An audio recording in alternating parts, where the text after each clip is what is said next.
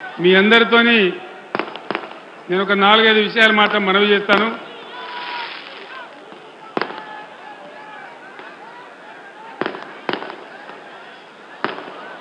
ఆనాడు నేను నీళ్ల కోసం, నిధుల కోసం, కరెంటు కోసం, మన ప్రజల కోసం ఉద్యమిస్తే 15 సంవత్సరాల పోరాటం తర్వాత బ్రహ్మాండంగా మనం తెలంగాణ రాష్ట్రాన్ని సాధించుకున్నాం.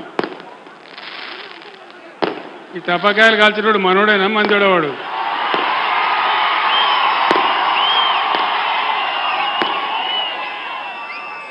మనోడైతే అట్లా కాల్చాడు, మనోడు కాదా?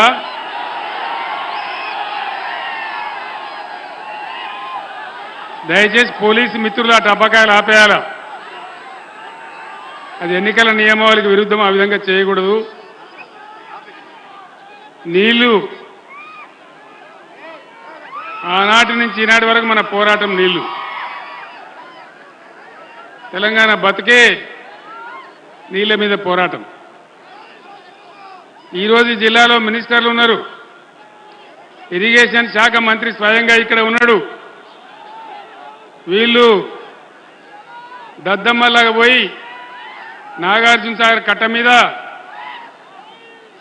కేంద్ర ప్రభుత్వానికి అధికారం ఇచ్చేసినారు, కేఆర్ఎంబీకి అప్పచెప్పినారు. మీరందరూ కూడా చూసినారు ఆ విషయాన్ని కల్లారా.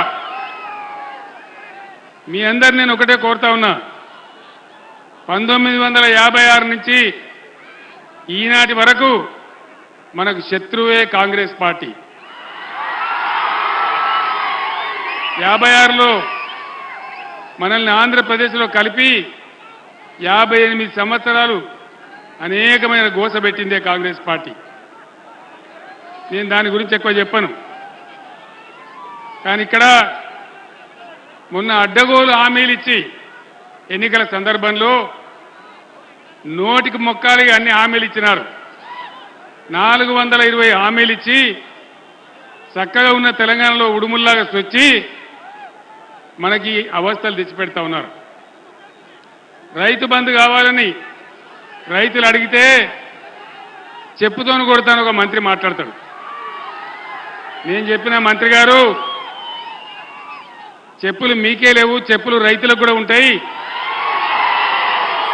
వాళ్ళ చెప్పులు చాలా బందోబస్తుగా ఉంటాయని నేను చెప్పిన.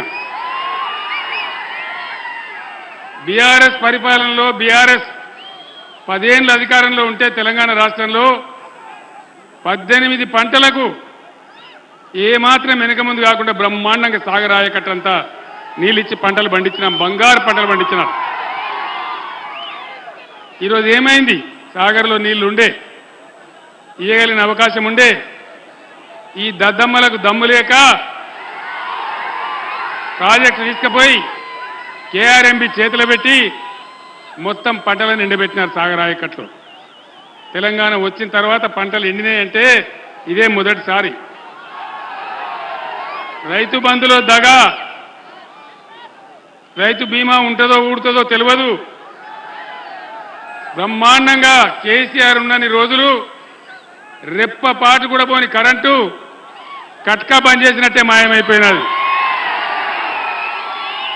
ఎక్కడికి పోయింది కరెంటు? ఏమైంది కరెంటుకు?